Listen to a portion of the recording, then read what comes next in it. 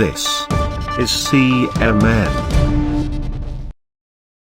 Good evening, from CMN, this is Newsbreak.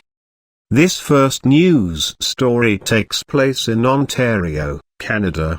With socialized Medicare, each inhabitant of Ontario receives an Ontario health card, which needs to be renewed every 5 or so years.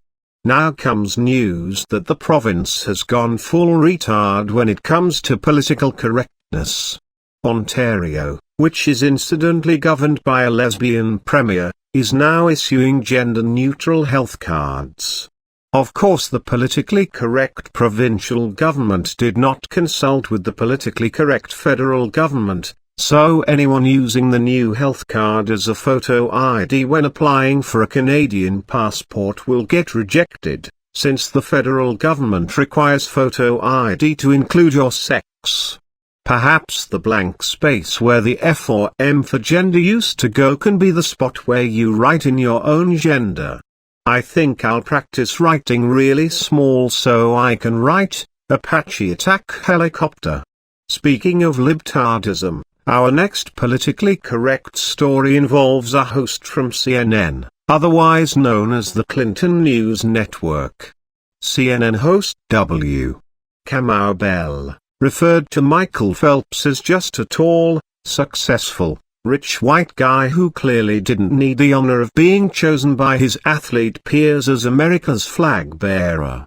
Instead, Bell exclaims Ibtihaj Muhammad, a woman, an African American and a Muslim to boot, should have been chosen because right now America has enough tall, successful, rich white guys hogging the spotlight trying to make America great. Screw that noise.